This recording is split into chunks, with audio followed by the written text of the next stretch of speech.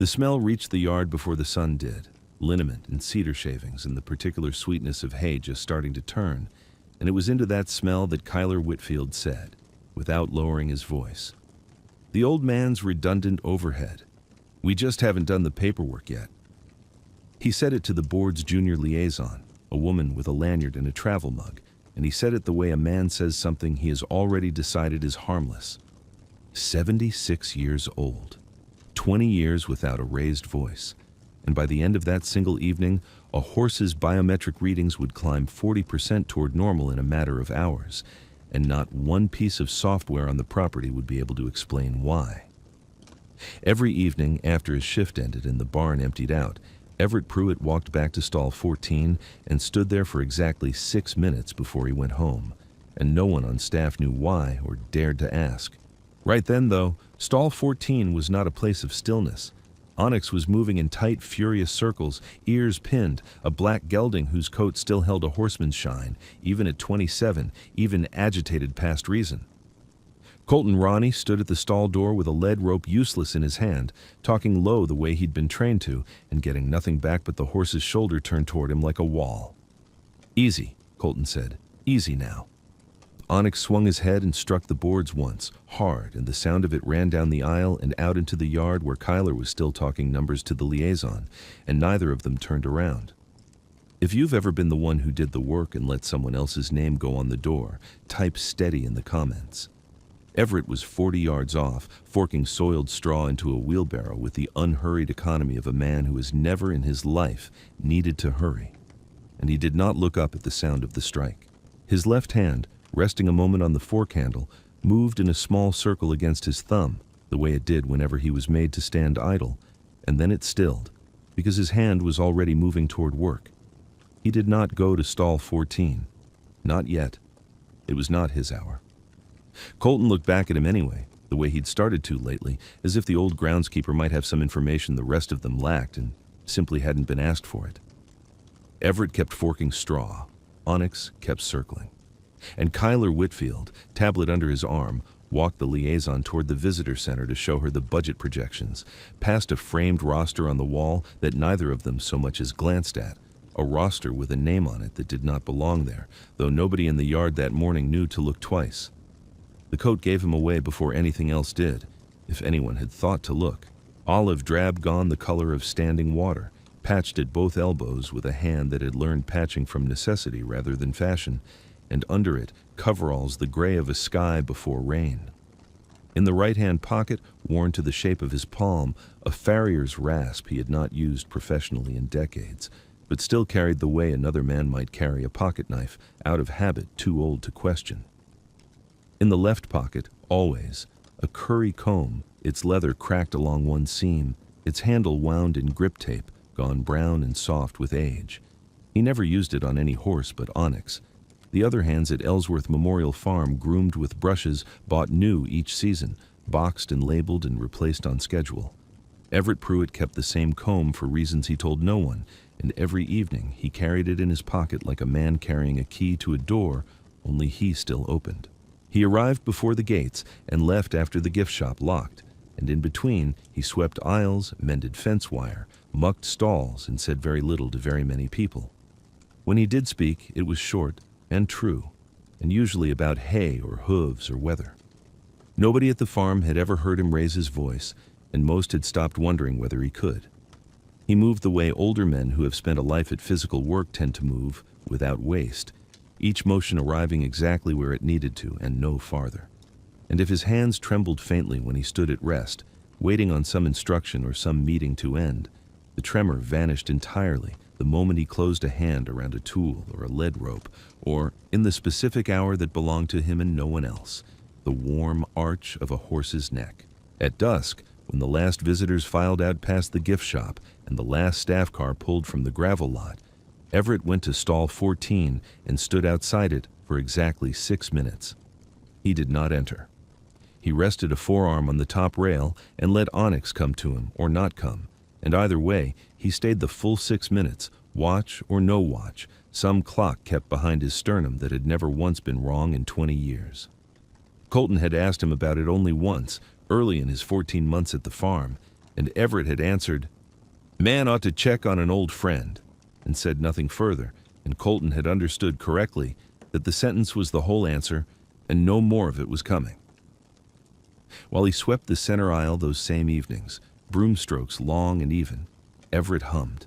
It was not a tune anyone on staff recognized.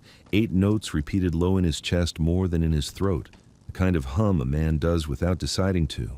And it belonged to Doris Pruitt, 9 years gone now, who used to hum it over a quilting frame with a mouthful of pins and never once got through a whole verse without losing her place and starting again. Her reading glasses sat folded on a shelf above his workbench at home, dusted every week, worn by no one. He had never told a soul at Ellsworth about the hymn or the glasses, and no one had ever asked because grief that quiet does not invite questions. It simply moves the broom. In the visitor center, past the gift shop rack of postcards and the glass case of ceremonial tack, hung a large framed roster under a brass plaque reading, "Founders of the Mounted Honor Program." Visitors paused there sometimes, photographed it, moved on. The name credited with founding the farm's original horsemanship training 4 decades back was not Everett Pruitt's. Nobody remarked on this because nobody but Everett knew there was anything to remark on, and Everett had walked past that frame most days of the last 20 years without once stopping to read it. The way a man walks past a scar he has stopped noticing on his own hand. The walkthrough started at 9 that morning. Kyler Whitfield, leading 2 of Colonel Stanhope's advanced staff across the grounds with his tablet held out in front of him like a divining rod, narrating the farm's operating costs in the confident cadence of a man who has rehearsed the tour.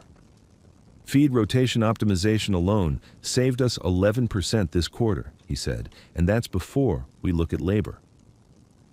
He said labor the way some men say overhead, a category rather than a person.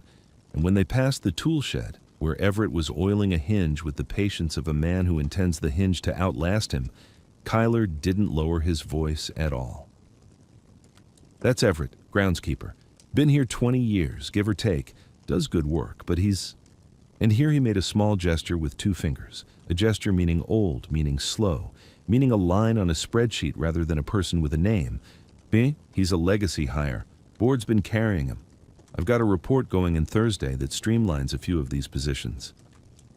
One of the advanced staff, a young man with a lanyard identical to the liaisons from the day before, laughed the small, polite laugh of someone agreeing with a superior rather than a joke, and Kyler smiled at having landed it. Everett did not look up from the hinge. He had heard men talk over him before, in rooms with better manners and worse intentions, and the sound of it no longer reached anything in him worth disturbing. His hand kept working the oil rag in slow, even strokes, and the only visible reaction was that his jaw, already still, went stiller. They reached Onyx's paddock next, where the gelding stood at the far fence line with his head low, not grazing, not resting, just standing the way a horse stands when something in him has gone quiet in the wrong direction.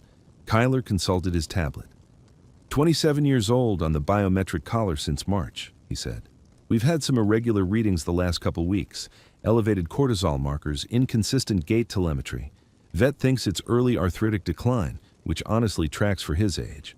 We've already flagged him for the sanctuary transfer program. Get him somewhere he can retire without the ceremonial workload. He tapped the screen as if the number there settled something. The data's pretty clear. He's not off his feed because of his hocks, Everett said. It was the first full sentence he'd offered all morning, delivered without heat, without turning fully around, the rag still moving in his hand. He's off it because you moved his hay time. He's eaten at 4 o'clock for 20 years. You moved it to 6 for the delivery schedule. He paused, the way a man pauses when he has already said more than he intended, and is deciding whether to say the rest. A horse keeps his own clock, same as most of us. Kyler blinked, recalibrating, then smiled the smile of a man being patient with an outdated opinion. I appreciate the folk wisdom, he said, but we've actually modeled equine circadian adjustment pretty extensively. Horses acclimate to feed schedule changes within 72 hours. That's in the literature. If it were the schedule, the collar would have normalized by now. He turned back to the advanced staff as if the matter were settled by citation alone. This is actually a good example of what I mean about legacy assumptions versus data. No offense to anybody, he added, glancing back at Everett with the easy generosity of a man who believes he has already won the point. It's just not how we operate anymore.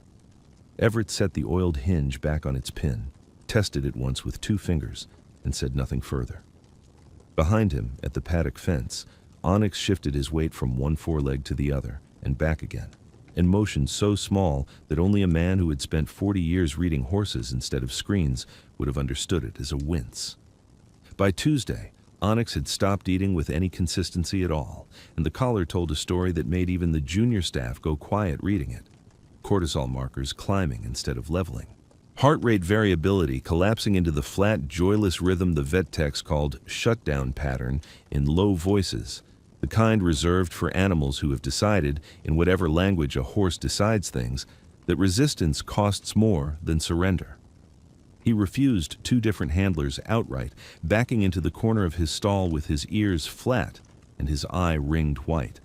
And when Kyler tried adjusting the feed timing back to 4 o'clock, a concession he made grudgingly, citing an abundance of caution, not because the model was wrong. Onyx still wouldn't touch the bucket. Kyler brought in a consulting equine behaviorist on Wednesday who spent 40 minutes with a tablet of her own, running the gelding through a sequence of stimulus response tests that measured everything and explained nothing. She left recommending a mild sedative protocol and a note in the file that read, "In full, etiology unclear. Recommend monitoring." Kyler read the note twice, standing in the aisle with his jaw tight, the confidence that had carried him through Monday's tour, thinner now by half, though he would not have called it that yet, not even to himself. Colton watched all of it from close range, the way a man watches a fire he isn't allowed to put out. He tried the old tricks, soft voice, slow hands, a flake of good Timothy hay held out at knee height, and got nothing back but the same flat, ringed eye. What he noticed, because he had started noticing things about Everett, the way you notice a neighbor's porch light going on at the same hour every night, was that Everett came to the fence line each evening at his usual time, stood his usual 6 minutes, and left without once entering the stall, even as the horse behind the boards grew more frantic by the day. It struck Colton as strange, and then it struck him as deliberate, and by Wednesday evening it struck him as something closer to unbearable. Watching an old man stand outside a door he clearly could open and choose, for reasons of his own, not to. "You could go in," Colton said finally, on the 4th evening, when the light was down to a rind of orange over the west pasture, and Onyx's circling had gone jagged and exhausted looking. "Nobody'd stop you. You're the only one he hasn't tried to run off." Everett kept his forearm on the rail. "Not my place to force a door that isn't ready to open," he said. "Man goes in before a horse is asking for him. All he does is prove the horse right to be afraid." His left hand, resting against the wood, moved in its small, unconscious circle, and then stopped, because he had made a decision without announcing it.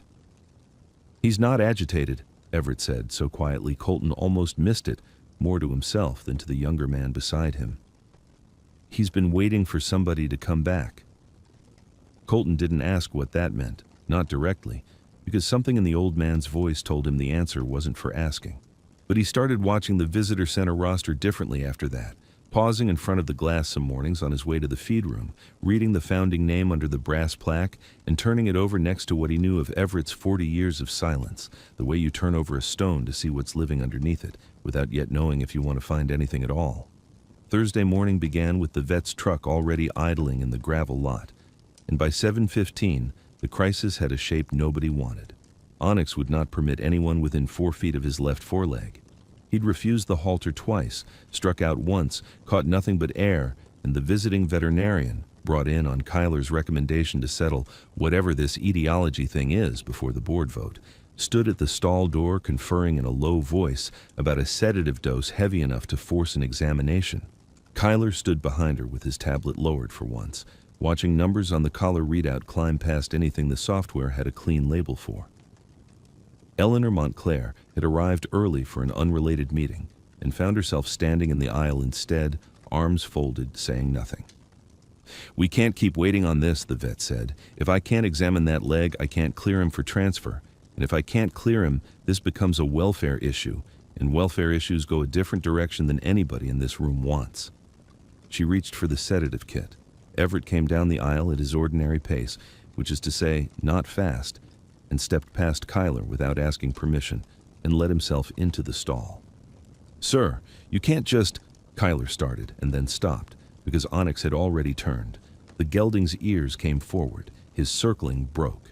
He crossed the stall in 3 strides and put his head down and pressed his forehead flat against Everett's chest, hard enough to rock the old man half a step back on his heels, and stayed there, breathing in long, shuddering pulls that slowed, visibly, second by second, the way a fever breaks. Everett's hand came up and settled against the horse's neck, still for the first time in days, no tremor in it at all, and he said 4 words in a cadence nobody in that barn had heard before, flat and rhythmic, clipped at the vowels in a way that belonged to drill fields decades gone. "Stand. Easy. Foot. Now." Onyx lifted the left foreleg himself, unprompted, and held it steady in Everett's open palm. Nobody in the aisle moved. The vet's hand stayed on the sedative kit without opening it. On the collar readout, the heart rate variability line, which had sat flat and joyless for 4 days, began to climb into something with shape to it again, a rhythm instead of a flat line. 40% toward normal range in the space of maybe 90 seconds, numbers nobody's software had a column for. Kyler stared at his tablet as if it might explain itself, and it didn't. "There's an old strain in the suspensory up high," Everett said, running 2 fingers along the leg without hurry, reading it the way another man might read a paragraph he'd written himself decades before. "Flares when the barometric pressure drops before rain. Always has. Nothing new about it, and nothing your machine's going to find because it's not there today. It's memory." He looked up, not at Kyler, not at the vet, but at Colton, who was standing very still by the door with his mouth slightly open. "He's not sick.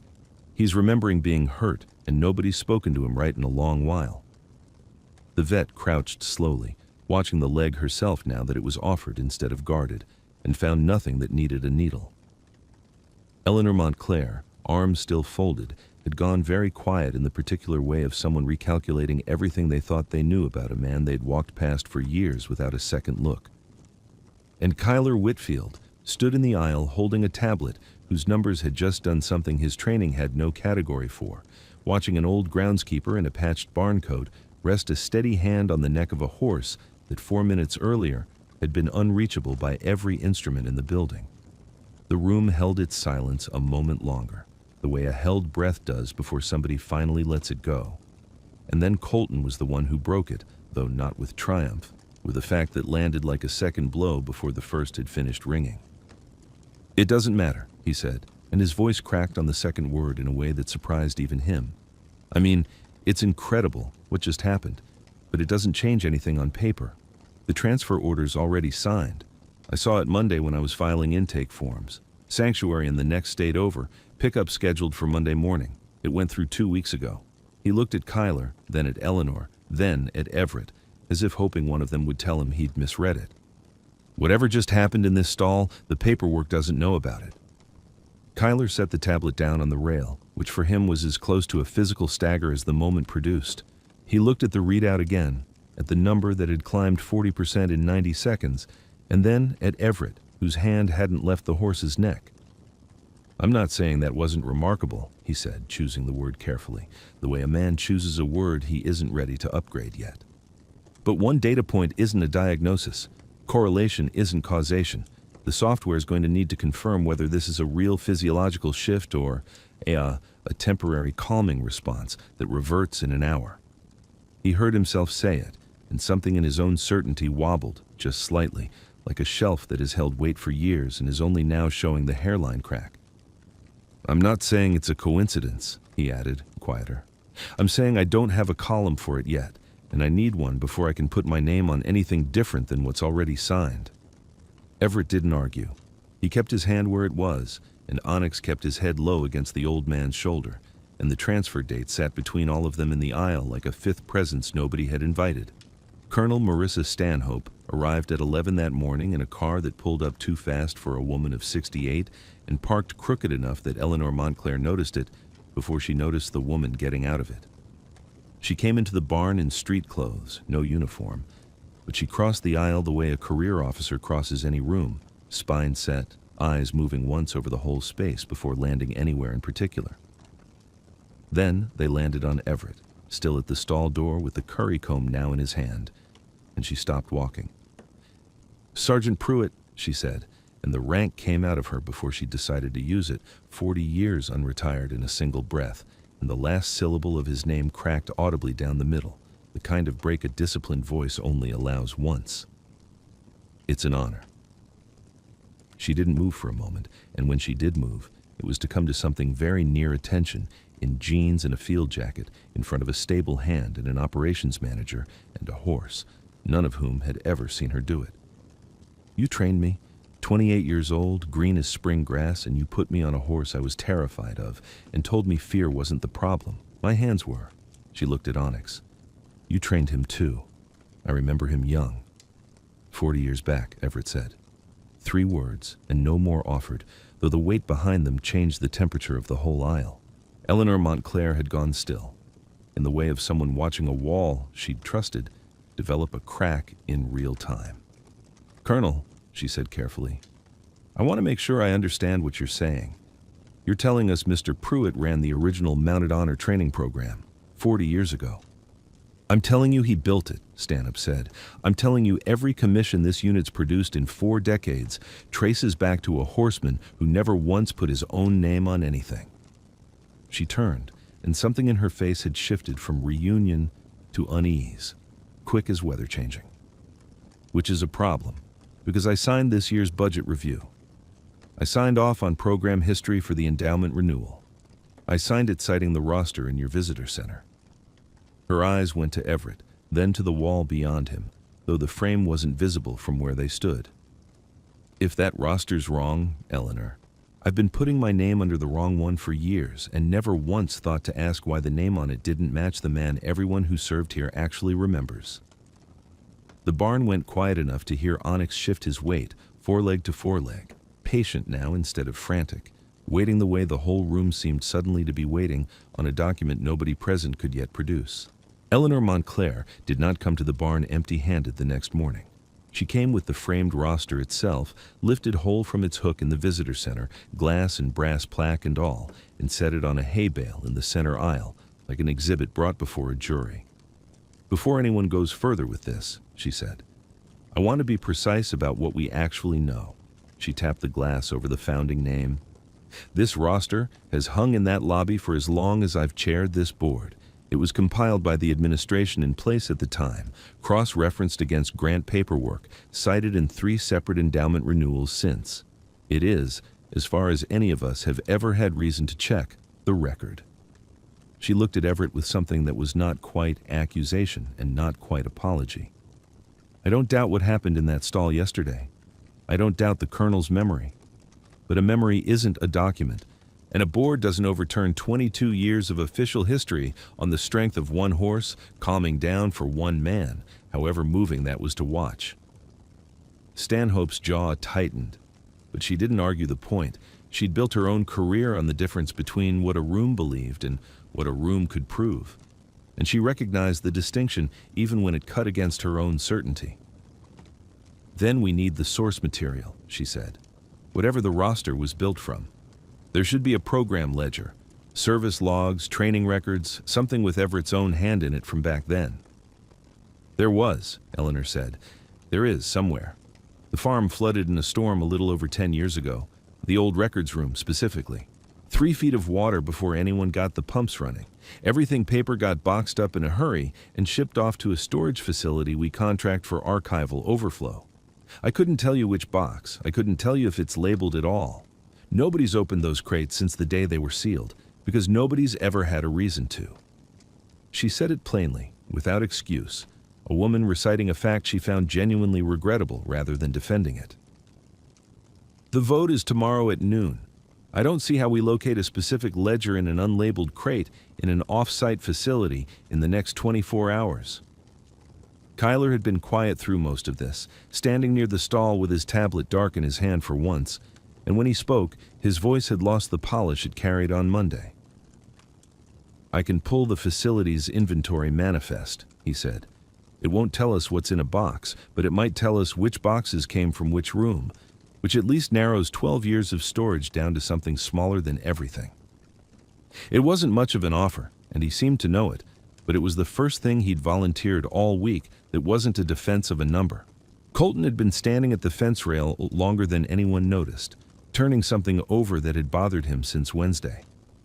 "The founding name on the roster," he said slowly. "I looked it up once, out of curiosity, back when I first started here. Wanted to know who the guy was, if he was still around, whether he ever came by." He glanced at Everett, then away, as if apologizing in advance for what he was about to say. "He's not around. He's not been around in a long time. He died before I was ever born. Whoever put that name on the wall 22 years ago put a dead man's name on it, and dead men don't correct paperwork."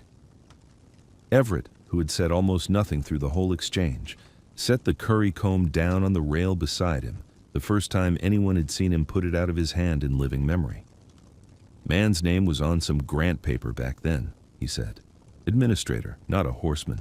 Never sat a saddle in his life, far as I knew him, which wasn't far. Whatever got signed to keep money coming in, not to tell the truth of who did the work." He picked the comb back up almost as soon as he'd set it down, as if his hand couldn't tolerate being without it any longer than that. "I never much minded. Didn't do it for the wall. But I'd be obliged if the horse got his fair say before somebody trucks him off on the strength of a lie."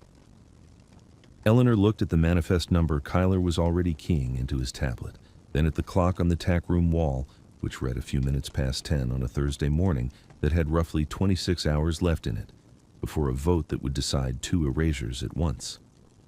Colton found it at 4 the next morning, which nobody had asked him to be awake for, in a storage unit 40 minutes from the farm that smelled of cardboard, dust, and standing water long since dried. He'd gone through 11 crates by headlamp before he found a 12th with a water stain climbing one whole side like a tide line, unlabeled except for a masking tape strip gone illegible, and inside it, wrapped in a plastic sleeve that had somehow held against a flood a decade old, a bound ledger with Everett Pruitt's handwriting filling page after page in a hand steadier at 36 than the one that trembled now at rest. He called Eleanor at 4:15, and by 6 the ledger lay open on the same hay bale where the framed roster had sat the day before, its pages a plain, unglamorous record, dates, horses' names, training notes, a farrier's log, injury histories written in the clipped factual hand of a man documenting his work for no audience but himself. Onyx's name appeared in the earliest pages, alongside a note about a suspensory strain in the left foreleg, flaring with weather, treated conservatively, watched closely. The exact history Everett had read off the horse's own body the morning before, 40 years later, from memory alone. Stanhope turned pages with the particular care of someone handling something she understood, before anyone said it aloud, to be sacred. "This is everything," she said. "This is the whole program, in his own hand, dated years before that grant paperwork Eleanor's roster cites." She looked up, and something in her face had gone past unease into a kind of grief. "Everett, this isn't just proof you built the program. Look at the transfer authorization Kyler pulled this morning for Onyx's sanctuary move." She turned the ledger toward the newer document Kyler had printed and set beside it. "The transfer cites program history. It cites the founding roster. It cites the same name." Kyler leaned over both documents, and the color that left his face was visible even in barn light. "The sanctuary intake form references institutional pedigree," he said slowly, reading his own report's language back at himself as if hearing it for the first time. "Cites the farm's founding credentials as part of the historical justification for classifying him as end of program rather than active roster, which means..." He stopped, recalculating in real time, the way a man does when a spreadsheet he trusted turns out to have been built on a false cell. "Which means, if that transfer goes through tomorrow, citing that name, it doesn't just move a horse to a sanctuary, it finalizes the lie, permanently, in writing, twice over." He looked at Everett, and for the first time all week, there was nothing performative left in his face at all. "My report was built on the same roster. I cited the farm's founding history to justify streamlining groundskeeper positions as legacy overhead. I built my whole recommendation on a name that was never the right one to begin with. The barn was quiet, except for Onyx, shifting his weight in the stall behind them, patient now, listening the way horses listen to voices they have decided to trust. The board convened at 11 the next morning instead of noon, because Eleanor Montclair had called an emergency session the moment she'd read the ledger cover to cover. And by the time the vote would have happened, it didn't happen at all. It was withdrawn, unanimously, before a single hand went up. Kyler asked to speak first, which surprised even Eleanor, who had expected to be the one carrying the correction into the room. He stood without his tablet. The efficiency report I submitted Tuesday recommended eliminating the groundskeeper position as legacy overhead, he said, and cited institutional history to support reclassifying a horse as end of service rather than active roster. Both of those citations trace to a founding name that isn't accurate. I didn't falsify anything. I inherited a wrong record and built on top of it in good faith, which I think is worse in its own way, because it means I never once thought to ask whose work I was actually looking at. He turned, not toward the board, but toward Everett, standing near the door in his patched coat with the curry comb visible in his pocket. I'd like to help fix it, not defend it, fix it. Eleanor set the corrected roster draft on the table, the same size and font as the original frame, one line altered. The board's prepared to formally correct the founding credit, she said, and to list Mr. Pruitt's name at whatever prominence he'd like. Full recognition, a rededication ceremony, his name in the largest lettering on that wall if that's his wish. It's the least this institution owes him. Everett shook his head once, unhurried. Don't need the biggest letters, he said. Wasn't after that 40 years ago, and I'm not after it now. Just put my name the same size as the others who served here. Beside the horses, if there's room. That's the whole of what I came here to ask for. He said it the way he said most things, plainly, without a flourish. And the room went quieter for the plainness of it than it would have for any speech. Stanhope, who had not sat down the entire meeting, finally did, and put a hand briefly over her eyes before she spoke again. 22 years, she said, mostly to herself. I signed budget reports citing that roster for years and never once thought to ask why the man who trained me wasn't on it. She looked at Everett. I owe you more than a corrected plaque. You don't owe me anything you haven't already given, Everett said. You did the work. You commissioned, you served. That was always the point of it, not the wall. He looked toward the window, toward the barn beyond it, toward stall 14, where a horse was standing calm at his feed bucket for the first time in 9 days. Man doesn't train horses so his name ends up somewhere. He trains them so somebody else can ride out steady. That evening, after the board's decision, and before he went home, Everett sat a while on the overturned feed bucket outside stall 14, the curry comb resting in his palm, and hummed the 8 notes low in his chest the way he had every evening for 9 years. The tune Doris used to lose halfway through and start again over her quilting frame, her folded glasses waiting on a shelf at home that had never once needed dusting twice. He didn't tell anyone the tune's name. He never had. Grief that quiet doesn't ask to be understood. It only asks to be carried a little longer in the same pocket as everything else a man keeps and never explains. 3 weeks later, the visitor center's roster hung newly printed behind its glass, Everett Pruitt's name set in the same even lettering as every other founder listed there. No larger, no smaller, exactly as he had asked, with Onyx's name beside it on a small brass line Colton had insisted on adding himself. Onyx had not gone anywhere. The transfer order sat voided in a file Kyler kept now not out of procedure, but out of something closer to penance, and most mornings found him in the feed room retaping rotation charts by hand, asking Everett questions about hay timing and weather and old strains that flare before rain, writing the answers down not on his tablet but on paper, the way a man learns something he intends to keep.